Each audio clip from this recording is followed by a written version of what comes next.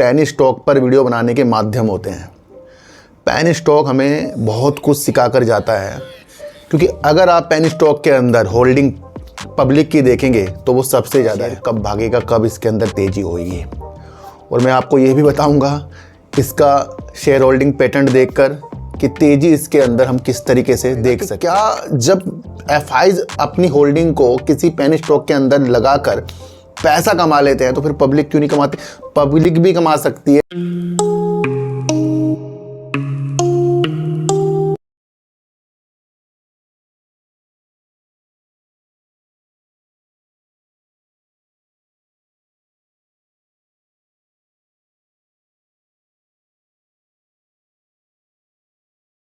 नमस्कार, मैं स्वागत करता हूं आपका अपने ही चैनल पर जिसका नाम है सार्थक बाजार से। आज मेरे प्यारे सब्सक्राइबर ने कहा सर विकास लाइफ केयर के ऊपर वीडियो बनाइए, क्योंकि कल का वो कमेंट था, आज मैंने उसके ऊपर वीडियो बनाई है। देखो सर, पेनी स्टॉक पर वीडियो बनाने के माध्यम होते हैं।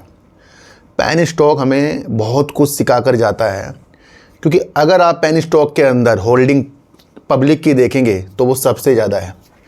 और हम वीडियो किसके लिए बना रहे हैं? पब्लिक के लिए बना रहे हैं।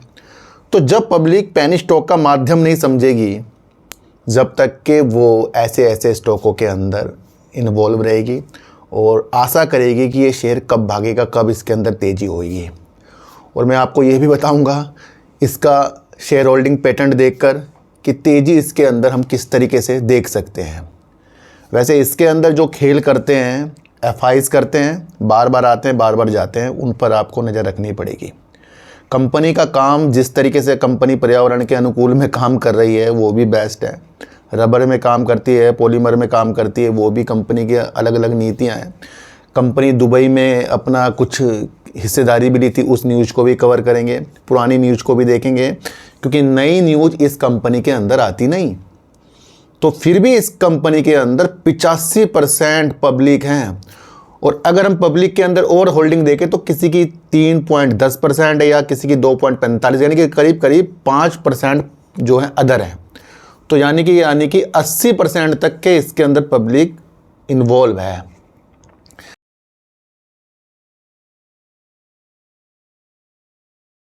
तो माध्यम समझिए, पेनी स्टॉक हमेशा सिचुएशंस के अनुसार, चीज़ों के अनुसार किया जाता है। पेनी स्टॉक कमाकर भी बहुत देता है। मैं आपको एक चीज़ बता दूं, क्यों? अपनी होल्डिंग को बढ़ाते हैं, फिर बेचते हैं। कब बेचते हैं? जब पब्लिक आती है वो निकल जाते हैं। तो यानी कि वो अपनी होल्डिंग को बढ़ा रहे हैं। चीज़ों को हमें बहुत तरीक़ों से समझना पड़ेगा कि क्या जब एफआईज अपनी होल्डिंग को किसी पेनी स्टॉक के अंदर लगाकर पैसा कमा लेते हैं तो फिर पब्लिक क्यों नहीं कमाती? पब्लिक भी कमा सकती है, अगर पब्लिक अपने अनुसार अपने लालच को कम कर दे और अपने प्रॉफिट की तरफ वो देखें और सिचुएशंस कहाँ एंट्री करनी है उस स्थितियों को समझे तो बहुत आगे की तरफ पब्लिक भी जा सकती है। पेनी स्टॉक बहुत लोगों को कमा कर देते हैं, ये मैं आज आपको सच्चाई बता दूं। पर कुछ लोग उसका अलग अलग तरीके से जब इन्वॉल्व हो जाते हैं खुशी से, तो फिर वो कमा कर नहीं देते। तो यहाँ एक षड्यंत्र होता है, इस षड्यंत्र को आपको समझना पड़ेगा, नीतियों को आपको समझना पड़ेगा और अपनी नीतियों के साथ करना पड़ेगा। और पेनी स्टॉक में जब भी आप इन्वॉल्व हों तो सोच कर चलें पैसा गया, ख़त्म है। ये तो आपको सोच कर ही चलना पड़ेगा कि जब भी आप किसी पेनी स्टॉक पर अपना पैसा लगाएं तो ये ज़रूर अपने आप को सुनिश्चित कर लें कि ये पैसा हमें मिलने वाला बिल्कुल भी नहीं है। वो तो लक है, फिर आपका अपने हिसाब किताब होते हैं। तो आज हम पेनी स्टॉक के बारे में यानी विकास लाइफ केयर के बारे में बात कर रहे हैं। इसके ऊपर मैं काफ़ी वीडियो पहले बना चुका हूँ और वहाँ पर भी सिचुएशन में आपको समझाकर पल पल ही गया हूँ। तो आज हम फिर अब जो जिस शेयर के बारे में बात कर रहे हैं वह है विकास लाइफ केयर। और शुरू से इस शेयर के बारे में समझे कंपनी करती क्या है। तो कंपनी भैया निम्नलिखित क्षेत्रों में काम करती है, जैसे व्यापार, ट्रेडिंग, कंपनी प्लास्टिक, पॉलीमर और रसायनों का व्यापार करती है। तीनों काम बेस्ट हैं। कंपनी कमोडिटी कंपाउंड यानी कि ये विभिन्न प्रकार के पॉलीमर कंपाउंड्स का निर्माण करती है, जैसे कि EVA, PVC, PV और PE। पर्यावरण संरक्षण, कंपनी प्लास्टिक कचरे को पुनर्चक्रित और अपसाइकिल करके पर्यावरण संरक्षण में योगदान करती है, यानी कि प्लास्टिक या कचरे को दोबारा से फिर पुनर्जीवित करती है। ये आप चीज़ को समझ कर चलना। विकास लाइफ केयर ने हाल ही में FMCG, एग्रो और इंफ्रास्ट्रक्चर प्रोजेक्ट्स जैसे B2C यानी कि बिजनेस टू कंज्यूमर सेगमेंट में भी प्रवेश किया। ये 2-3 साल पुरानी न्यूज़ है, पर समझाना जरूरी है कि कंपनी क्या क्या काम करती है। अच्छा, एक चीज़ मैं आपको और बताऊं कि इसकी जो एक सहायक कंपनी है जेनेसिस सॉल्यूशन, वो बहुत बेहतरीन काम करती है, स्मार्ट मीटरिंग में काम करती है। और ये मैं इसलिए बता रहा हूँ क्योंकि इस कंपनी को, इसकी सहायक कंपनी को आईओसी और अडानी की तरफ से, जॉइंट वेंचर की तरफ से भी ऑर्डर मिल चुका है। ये हमें ध्यान में रखना चाहिए कि इसकी जो कंपनी है स्मार्ट मीटरिंग में वर्क करती है और उसका ये आगे फ्यूचर है, पर ये कंपनी इसकी सहायक कंपनी करती है और उस कंपनी को बड़ी बड़ी जगह से ऑर्डर मिल जाता है। तो ये भी हमें समझना बहुत ज़रूरी है। इस चीज़ को अगर हम और समझें तो कंपनी की सहायक company Genesis gas solution private limited smart gas meter के निर्माण और आपूर्ति में शामिल है।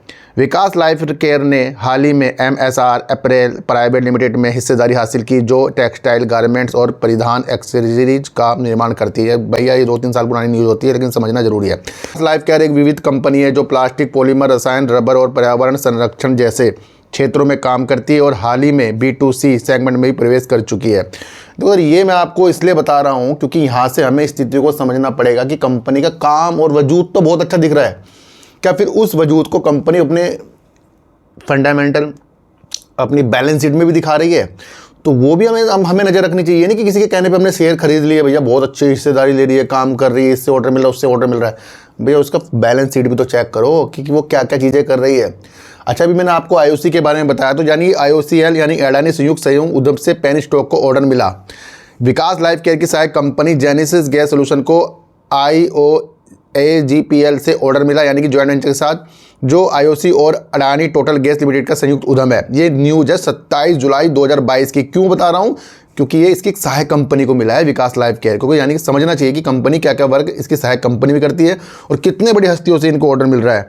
तो भैया ये भी आपको समझकर चलना पड़ेगा। दूसरी अगर मैं आपको और बताऊं, एक ये न्यूज़ भी पुरानी है पर इस न्यूज़ को आप समझे। दुबई में एक और अधिग्रहण के बाद विकास लाइफ केयर के शेयर 18% से अधिक उछलकर नई ऊंचाई पर पहुंचे। विकास लाइफ के शेयर मंगलवार को 18.20% बढ़कर 7.92 रुपये पर पहुंच गए, जो 52 सप्ताह का नया उच्चतम स्तर है तथा इसका कुल बाजार पूंजीकरण 1200 करोड़ रुपये हो गया। ये क्यों बता रहा हूँ? वैसे ही मैं आपको इसलिए बता रहा हूँ क्योंकि अगर आप इस न्यूज़ को देखेंगे तो ये न्यूज़ 23 जनवरी 2024 की है। मैं इसलिए बता रहा हूँ क्योंकि उस वक्त कंपनी का शेयर 7.92 था। आज कहाँ है? और उस वक्त कंपनी की जो मार्केट कैप है 1200 करोड़ रुपए थी और आज कहाँ है? 400 करोड़ रुपए करीब की है। यानी कि करीब इतना ज़्यादा मार्केट कैप खत्म हुआ है इसका। तो ये आप समझ कर चलना है कि जब भी कोई शेयर इतनी ऊंचाई की तरफ जाएगा, ऐसी न्यूज़ आती है तो हमें समझना पड़ता है। विकास लाइफ केयर ने हाल ही में portfolio managing investment LLC Dubai UAE में 50% हिस्सेदारी हासिल की है, जिसका उद्यम मूल्य 201 करोड़ रुपए आंका गया है। 23 जनवरी 2024 की न्यूज़ है। मैं इसलिए आपको ये न्यूज़ से आगाह करता हूँ कि कंपनी इस तरीके से जब चीज़ों को बताए तो कहाँ उसका शेयर गया और कब उसका शेयर अब नीचे आया, तो वो स्थिति भी हमारे सामने महत्वपूर्ण हो जाती है और उसको हमें समझना बहुत ज़रूरी हो जाता है ना। तो ये हमारे लिए अब इसका हम फंडामेंटल चेक करेंगे और उससे चीज़ों को समझेंगे कि क्या कंपनी के वजूद और क्या चीज़ है। देखो, अगर कंपनी का मार्केट कैप 1200 करोड़ रुपये था उस वक्त, आज कितना है? 466 करोड़ का है। करंट प्राइस अगर हम देखें 2.5 रुपये करीब चल रहा है। हाई अगर हम देखें तो 5.53 का और लो करीब कंपनी का 2.22 का। लो पर कंपनी चल रही है इस टाइम। बाकी हर चीज़ इसकी निगेटिव दिख रही है।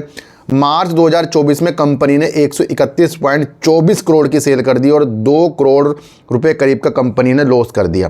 कंपनी बीच में एक बार प्रॉफिट करे है सितंबर 2024 में। मार्च 2025 में कंपनी ने 135.20 करोड़ की सेल कर दी। इसका मतलब ये है कि मार्च 2022 से कंपनी ने अब मार्च 2025 में पहली बार इतनी ज़्यादा सेल करी है। यानी मार्च 2022 से मार्च 2025 तक 135.20 करोड़ यानी सबसे ज़्यादा सेल करी है। पर इस बार भी कंपनी ने 2 करोड़ 83 लाख का लॉस किया है। तो ये आप समझकर चलना भैया। बहुत ज़रूरी चीज़ों को अगर हम नहीं समझेंगे तो हमें कुछ समझने आने वाला नहीं है।